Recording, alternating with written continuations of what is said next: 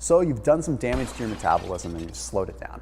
Maybe you've been dieting a little too hard over the years. Maybe age is catching up with you. Maybe stress is catching up with you.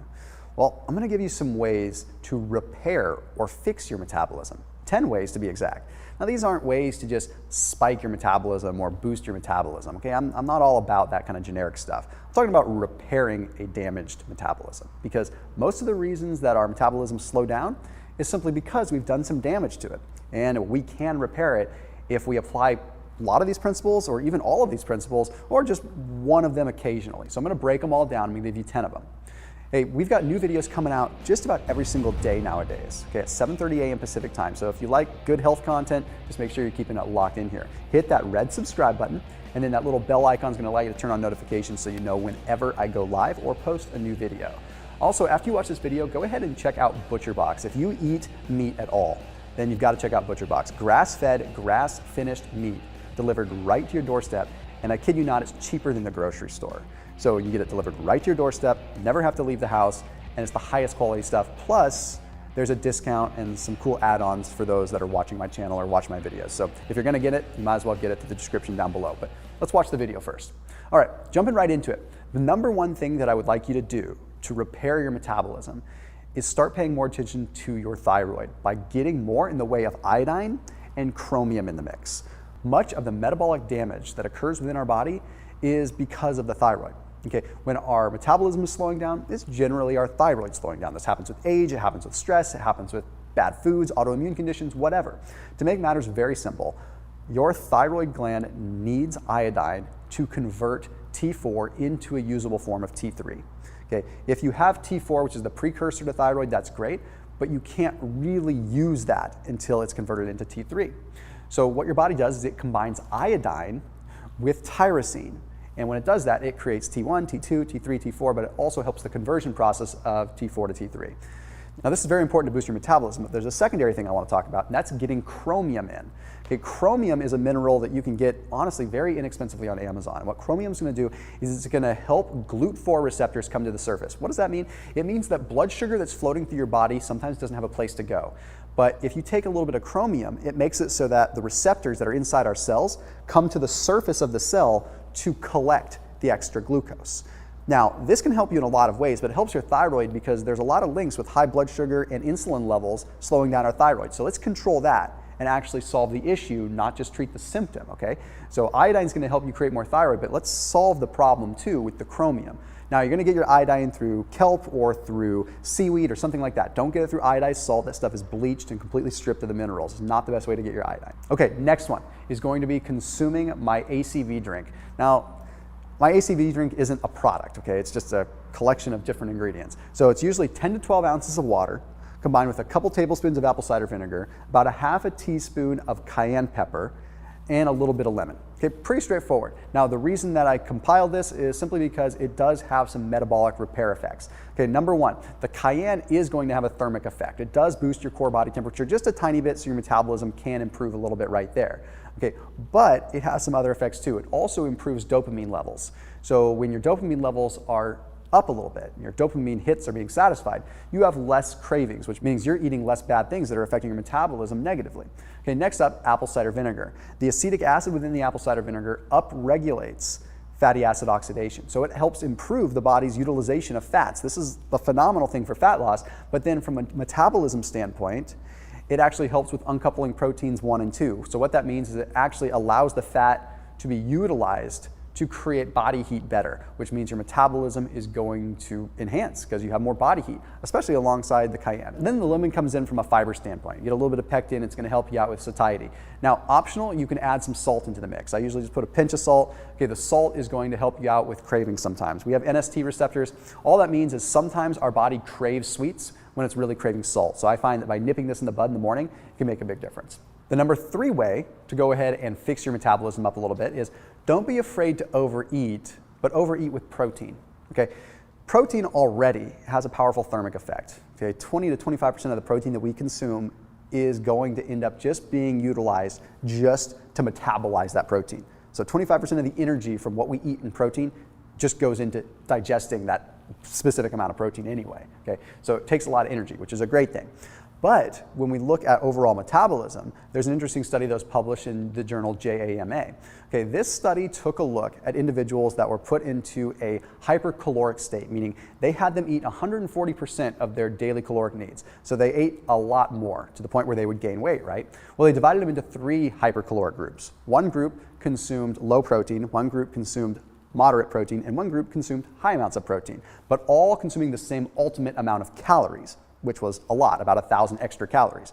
So needless to say, they all gained weight. But what's wild is they all gained about the same amount of fat. The protein group gained a little bit less, but ultimately about the same amount of fat. The protein group, however, gained muscle too. They gained a good amount of muscle. So they actually technically gained more weight than the other groups, but the extra weight gained was muscle. So the point in saying this is extra protein doesn't convert to extra fat. Extra protein converts to extra muscle. So if you're going to overeat, you might as well overeat with protein because at least it's going to build more muscle, which is the biggest driver of your metabolism. More muscle builds your metabolism faster. So this is a great way to have your, well, steak and eat it too, I guess. All right, now let's go ahead and move into number 4, which is get the proper leptin spike with the proper kind of cheat meal. Okay, so leptin is a simple thing. Leptin communicates from the fat cell to the brain and says, hey brain, we have enough fat on hand, go ahead and ramp up the metabolism. Pretty simple. If leptin levels are low, we don't have a lot of leptin, so the brain doesn't get the signal to turn up the metabolism, so the metabolism slows down. A lot of times it is a leptin issue. More than often than not, it's a thyroid issue, but sometimes it's a leptin issue because we've been dieting for a long period of time. If you've been dieting for a long period of time, you need a leptin spike, but you have to spike your leptin with carbohydrates to really get a powerful leptin spike. You can spike it with fat, but honestly, it just works better with carbs. The American Journal of Physiology published a study that found this. They took 2 groups. One had a cheat meal with carbohydrates, one had a cheat meal with fat. The carb group had significantly higher spikes in leptin. One very important thing to note though, is if you have a cheat meal with carbs, keep the fats out of the equation. Do not mix fats and carbs because then that cheat meal will go to storage a lot more. It simply has to do with spiking the insulin and allowing fat to come in. Okay, we just want to have a high carbohydrate meal. Try to keep it with no sugar. Just keep it good, healthy, good clean starches like maybe lentil pasta or chickpea pasta, something like that. And that will spike your leptin levels. So do that a couple times over a 2-week period. Try to spike your leptin a little bit and then incorporate all these other things too. Number 5 is going to be slow down on the high intensity workouts for a little bit. Okay, I'm all for high intensity interval training. Trust me, I talk about it all the time and the benefits of it. But how many times have you seen someone that is overweight and their body hasn't changed, or maybe it's you, your body hasn't changed in a long time, and they're still just grinding away at their CrossFit workouts, but their body never changes?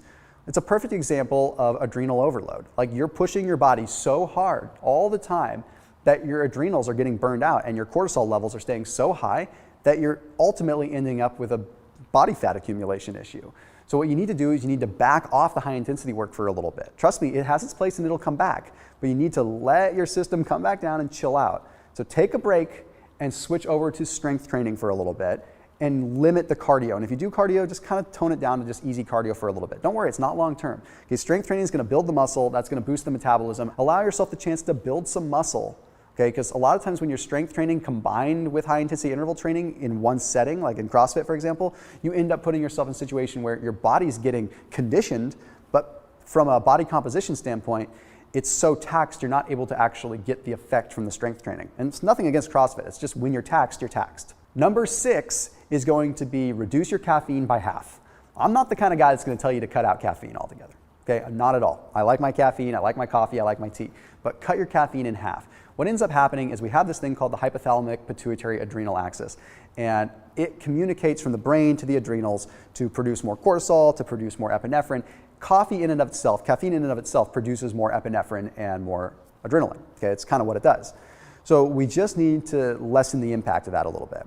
If you go cold turkey off of caffeine, it just makes it so that when you do have caffeine, you're going to have a bigger cortisol spike. So it's okay to keep it in the system because your body's going to actually be able to modulate a little bit and just have less cortisol being secreted.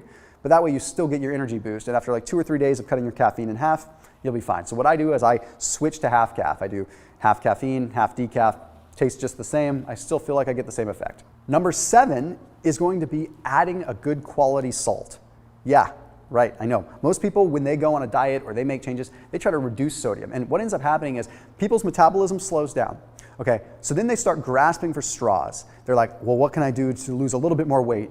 So they start saying like, well, I'm gonna cut out sodium. And then they drop some water weight, so they feel really good. So they continue to drop sodium. And they realize, sodium was the issue. But that only goes so far. And in fact, it backfires on you. What happens when you're deficient in sodium is your brain gets a little bit of a mixed message. Your brain says, hey, put on the brakes, we're low in sodium. So the hypothalamic pituitary adrenal axis ends up kind of getting whacked out, and it makes it so the adrenals trigger the release of what's called aldosterone. That aldosterone tells the kidneys to hold on to water and salt. And what ends up happening then is you end up having a subsequent increase in cortisol. When aldosterone is released, cortisol is also released. So then you have too much cortisol at a time when you don't need it. Cortisol is not bad, but it's bad when it's at the wrong time. So then you have chronically high levels of cortisol, which definitely trigger an accumulation of predominantly belly fat, okay, mainly visceral and abdominal fat. So we have a big problem there. If we're not fixing this issue, we're just gonna have this constant load on the adrenals and this constant accumulation, and it's gonna end up slowing down our metabolism. So don't be afraid to add some salt. That's why I add that salt to that morning drink. Number 8 is try a 36-hour fast. Now I put this in here because so many of the people that watch my videos that are subscribed to me, if you're a new viewer, then just forgive me, are already people that intermittent fast. So one of the ways that I suggest just kickstarting the body into a new method is doing a 36-hour fast, okay? And this works for anybody. Go from evening all the way to the next evening and then the next morning, okay? So from like 7 p.m. all the way to 7 a.m., not the next day, but the day after. Okay, so you have one full day of not eating at all. Now what this does is allows you to kickstart a lot of a metabolic process, but it also makes it so that you can take advantage of some cool things. There's a study that was published in BMC Genomics that found that in the mornings, and especially after a fast, we have very insulin sensitive muscles, but insulin resistant fat cells. So it means that we can actually spike our leptin and we can eat a larger meal at the end of that 36-hour fast, and it's not going to go to fat storage nearly as much as if we ended that fast in the evening. See, we have diurnal rhythms that change. We actually are less apt to store fat in the morning than we are in the evening. So if we do a 36-hour fast and we fast all the way through to the morning, we can break that fast and have a lot more leeway and a lot more flexibility to not gain fat. It's actually pretty cool. Plus, the benefits of a 36-hour fast are awesome anyway. So that's a great way to just kind of kickstart that metabolism again. The next way to fix or repair a slowed metabolism is to work on the conversion of white fat to brown fat. Okay, so this is something that's gonna just get your metabolism stoked a little bit more. We have white fat and we have brown fat. So white fat is just the fat that just kind of hangs out on our body. It's just insulating. It doesn't really do anything other than be unsightly and keep us warm. Brown fat, on the other hand, is what triggers thermogenesis. It actually it has activity, so it's what triggers kind of that shivering. It's non-shivering thermogenesis is what it's called. So basically it makes it so it generates heat. Now that takes calories, so brown fat actually takes energy and allows us to burn more fat. So if we can take the same fat and the same fat mass and make some of that fat mass brown fat versus white fat, then we can have some really powerful effects on our metabolism. So there's a study that was published in Biochemical and Biophysical Research that found that curcumin, like from turmeric, has the ability to switch this over, to switch white fat to brown fat. So if we add turmeric to our meals, add turmeric to our drinks, whatever, we have a powerful effect on doing that. And it does this in a non-catecholamine way, so a non-epinephrine related way. Normally, it takes high intensity activity to get this conversion to happen, but turmeric allows it to happen through a different pathway. And this conversion is really, really powerful. Another thing that you can do is do some cold water therapy now and then. Cold water therapy forces you to develop more brown fat tissue. It doesn't make you gain fat, it makes you convert white fat into brown fat because it's trying to adapt to being exposed to some cold water now and then. This means that you're left with, again, the same amount of fat. You're not trying to burn fat, you're just having a different kind of fat that ultimately burns your metabolism a little bit hotter later on. So it fixes a slow metabolism. Next up is going to be a maintenance thing. Number 10, utilize a low carb, high fat diet to keep the weight off. Okay, if you rebound and bounce, it's like a bouncy ball. Think about it like this. Every time you rebound in weight, the bounce gets smaller. If I were to throw a bouncy ball right now, it would bounce nice and high. Then the second bounce, it would bounce lower and lower and lower and lower until it's flat, right? Well, the same thing kind of happens with your metabolism, because what happens is every time you diet and lose some weight, your metabolism is shrinking and shrinking and shrinking. So you may kickstart your metabolism with some of these things and lose a little bit more weight, but if you're not careful, you're gonna fall into the same trap. So the nice thing is with a low carb, high fat diet, there's studies that ultimately prove your metabolism stays hotter than through other diets. So the journal Nutrition and Metabolism published a study, took a look at a bunch of individuals that lost weight over a 4-month period of time. So it had them lose weight over 4 months, 45 pounds to be exact. So 45 pounds over 4 months is a lot of weight to lose. And what it found is that those that lost weight on a ketogenic or low-carb diet ended up maintaining the same lean body mass and the same resting metabolic rate. So what that means is they were able to lose 45 pounds and their metabolism never slowed down as a result. Usually when you lose weight, you lose some metabolism too, not with a low-carb, high-fat diet.